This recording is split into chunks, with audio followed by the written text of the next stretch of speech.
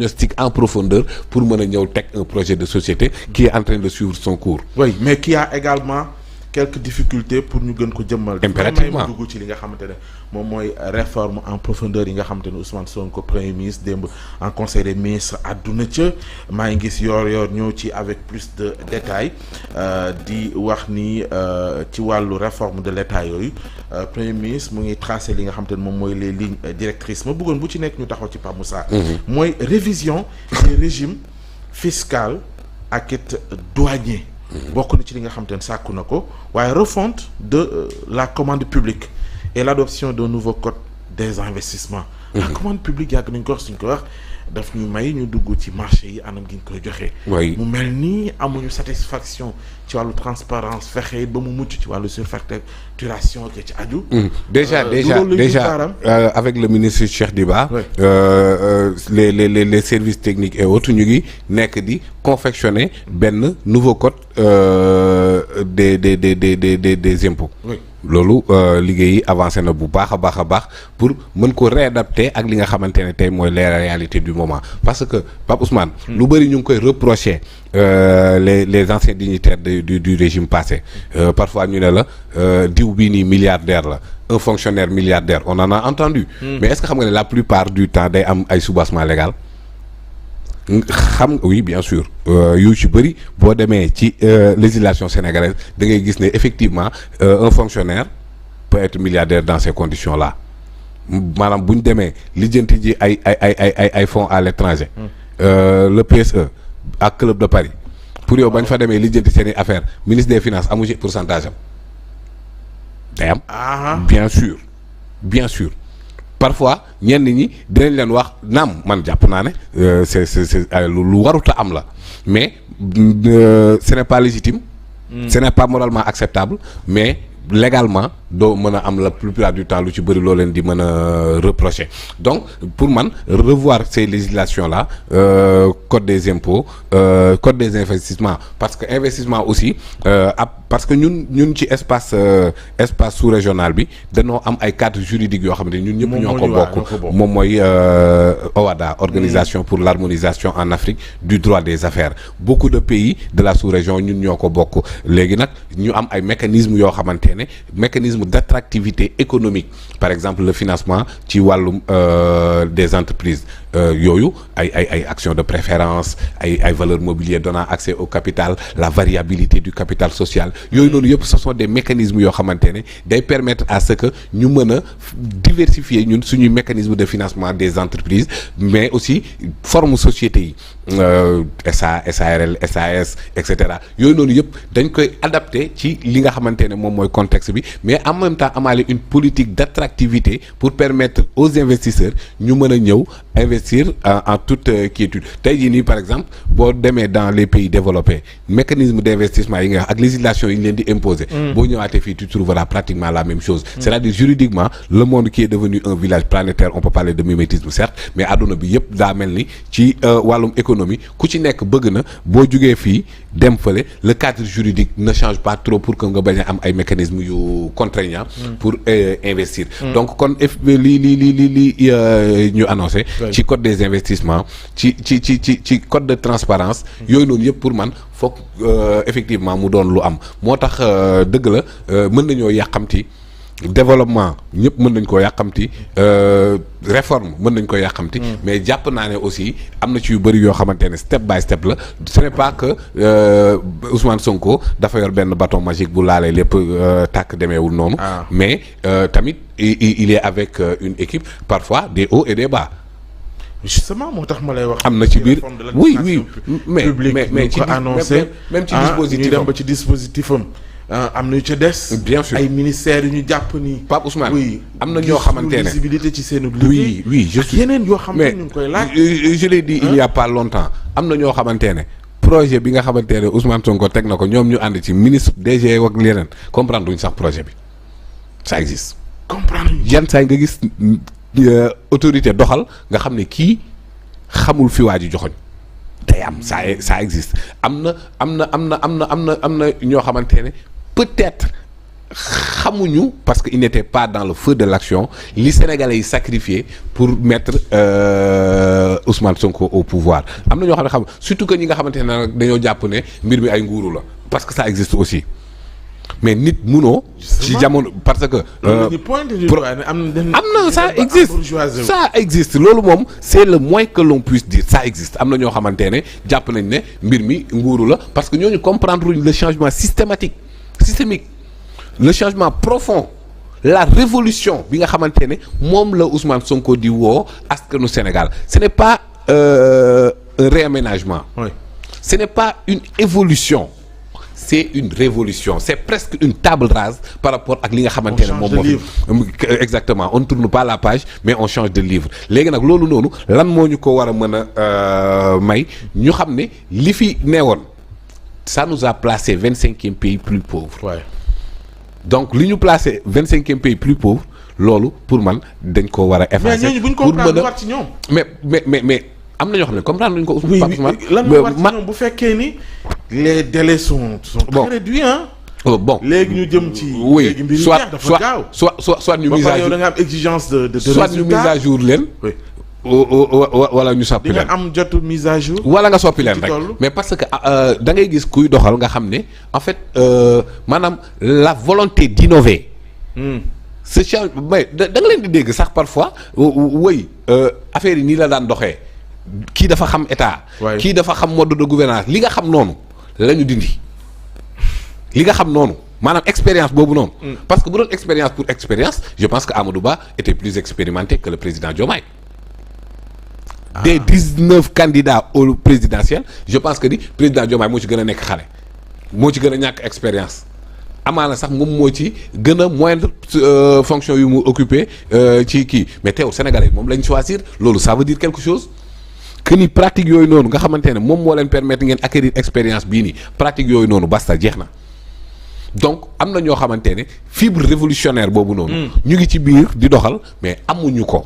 am na ñoo xamante ne dama jàpp ne comprendre ñu li Sénégalais yi sacrifié pour mettre ce pouvoir là en place Pape Ousmane kuy nguuru ba toog ba xalaat ne. mais lan la ñuy wax lan la maanaam ana acte yu koy firndeel. yu firndeel la matérialisé ne am na ñuy nguuru. non ñoo xamante ni ci oui mais bu moom on parle de lu ñu bokk. waaw d'accord waruñu ko mën a solal mbubb. buñ koy duut baaraam. non pourtant la communication du premier ministre du ay lu ñuy du def ko duut baaraam. généralité hein. def ko duut baaraam.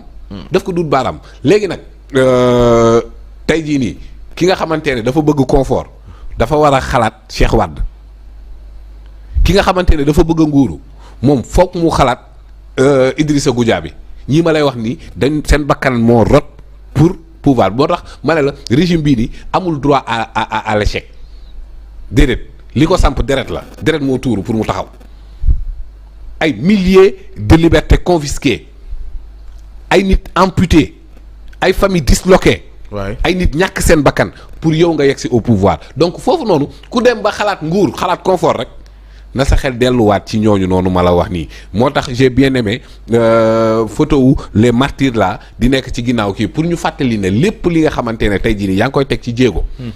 wax dëgg yàlla xamal ne sénégalais yi dañoo sacrifier de leur vie pour que nga toog foofu ñu nekk léegi nag passation de marché yi effectivement Pape Ousmane. effectivement. lu nee ngi ci. lu nee ngi ci. boo xoolee à un moment donné le premier ministre jël mbir yi centralisé auprès de la primature. Oui. Mais parce que dafa am yu bëri yoo xamante ne ci marché yooyu lay jaar en fait xewi na kenn ñëw jël keesu fi ñu la dénk loolu xewi na.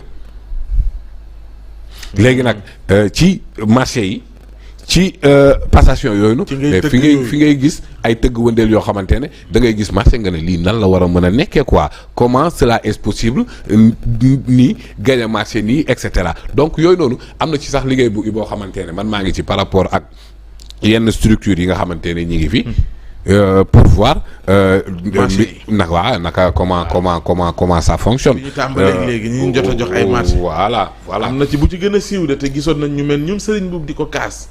par exemple jëndum woto yi par exemple man je ne peux pas comprendre ñu ne soxla nañ ay oto sans nga wax ak CCBM je ne peux pas comprendre ça Mbaye Gueye comment son truc s'appelle encore EMG je ne peux pas comprendre que ni ñooñu qui soit exclu même bu dee appel d'offres restreinte la sax mais ils ont les capacités. Serigne Mboup a déjà exécuté un marché comme ça sous l'ère Wade mooy voiture over yooyu noonu vous vous rappelez donc kon am na expérience bu claire donc boo ko laajoon certificat de bonne exécution da la koy jox ndax il a déjà exécuté ça kooku lan nga ko fi war a mën a dindee espace auto CCBM quand même CCBM c'est une longévité CCBM c'est une crédibilité CCBM c'est une viabilité d'une grande entreprise boo xamante ne promue par un Sénégalais Serigne Mboup donc tey jii ni waxuma la sax assemblée nationale sans limite sax bu soxla woon oto dafa war a woo Serigne Mboup parce que mëtee na ko ci réew mi ak ñu mel ni moom donc moom ak EMG je ne peux pas comprendre du tout ñu bañ a bokk ci kii d'appel d'offre boobu noonu. quelque part le fait que ñu mel ni Birahim Seck au nom de la transparence ñu doon sàkku ci ñu fësal li nga xam te ne mooy rapport d'exécution. ce n'est pas Birahim Seck budgétaire bi oui. ce n'est pas Birahim Seck loolu c'est le code de transparence dans la gestion des finances publiques. oui au-delà de loolu. donc su dee ne rendez-vous bu ñu manqué la. waaw que ñu koy rappeler bëgg koo jot. oui est-ce que du en partie c'est pour voir un peu conformité la ñu déclaré ak li ñu jot a dépensé. rapport trimestriel bi. c'est une obligation légale. C'est une obligation légale le code de transparence dans la gestion des finances publiques daf ko exiger léegi nag lan moom moo waral amul je pense que ni tout le monde peut le comprendre d'autant plus que ñi nga xamante ne ñoom nga remplacer nañu doon doxalee mbir yi mais quand même munoo il faut que nga réajuster pour mën a respecter les délais da nga doon gis benn exécution ci année N-1 ñu dem reporter yoo ko ci année N.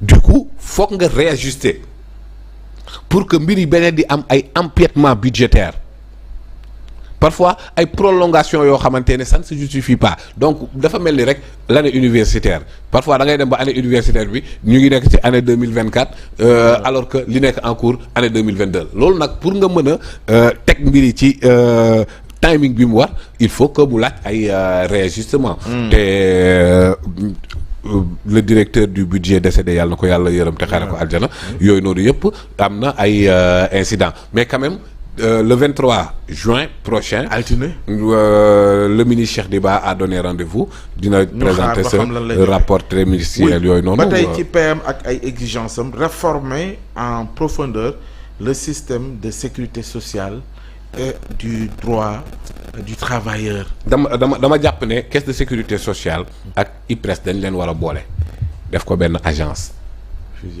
fusionné ko état am le contrôle total parce que PCA yi foofu noonu gars yi ñoom ñoo leen di fal quoi. keroog on parlait de Racine Sy. oui. Tout le monde sait que sa gestion aussi bien caisse de sécurité keneen mais ça reste à désirer loolu moom mooy dëgg bi. léegi nag kooko dañoo war a teggi ko léegi fusionner les deux fexe naka ngay amee benn boo xamante ne état daf ci am droit de regard bu baax état moom mooy nommer PCA bi DG bi pour mu mën a am le contrôle parce que c'est une question assez sensible la sécurité sociale. donc ci yooyu noonu pour man la plupart du temps dañ koy gérer avec autant d'amateurisme surtout sous l'ère Racine Sy donc yooyu noonu yëpp pour man effectivement ça nécessite ces réformes en profondeur là et je pense que ni ça vient en son heure et que ñu mën ko def parce que finalement da ngay dégg ay le tissu social ay nit mais tu te demandes caisse de sécurité sociale wala IPRES la ñuy jëriñ ci réew mi. Parfois tu vois des situations alarmantes yi nga xamante ne ni ñu koy dund. voilà ñuy xaar ba xam ana lan moo ci tukkee ci réforme yooyu nga xamante ne premier ministre Ousmane Sonko annoncé na ko tey bëgg ñu taxaw fi ba ci yooyu sax wax nañ ci mbirum profilage xëy na dafay fekk li nga doon wax sànq ni am na ci ñoo xamante ne ñu ngi ci projet bi mais comprendre ñu en réalité li nga xamante ne loolu la ñuy xaar ci ñoom mën naa justifier peut-être yi doxul yi ñuy laal profilage bi mën nañoo yóbbu ci. xalaat nu soppee lenn ci gouvernement bi. bon loolu prérogative bu président de la République la c'est lui qui choisit ses collaborateurs. du ma dugal sama loxo foofu noonu mais effectivement tout le monde sent que am na secteur yoo xamante ne ça balbutie. am na secteur yoo xamante ne ça ralentit am na secteur yoo xamante ne fii ñu ko bëggee woon mais taxawu fa donc kon secteur yooyu noonu yëpp nag soit parce que état ce n'est pas quelque chose de simple lu complexe la lu compliqué la mais un intellectuel un génie politique comme Ousmane Sonko li ñuy xaar ci ñoom c'est d'avoir la possibilité de simplifier ce qui est complexe. L'état est complexe. L'état profond est encore beaucoup plus complexe. Mais le génie politique, le génie du savoir-faire, le manager bi nga xamante ne moom la ñuy aspirer c'est de pouvoir simplifier ce qui est complexe. Et je pense que ni loolu noonu c'est largement à la portée de ce gouvernement même si effectivement am na ñoo xamante ne comme ni ma la ko waxee léegi bu ñu jëfee nga xam ne ñii xamuñu fu jëmukaay bi ne loolu nag voilà dinañ xam ñoom comment ils vont gérer ça. Peut-être Jean-Michel bokkul ci ñoom. non xam na fu mu jëm oui bien sûr. yaa ngi suivre dossier avec évolution ak leeral yi Jean-Michel je le suis avec beaucoup d'intérêt et beaucoup d'attention. Son âge relativement jeune s'est percé sur le plan des réalisations il fait des exploits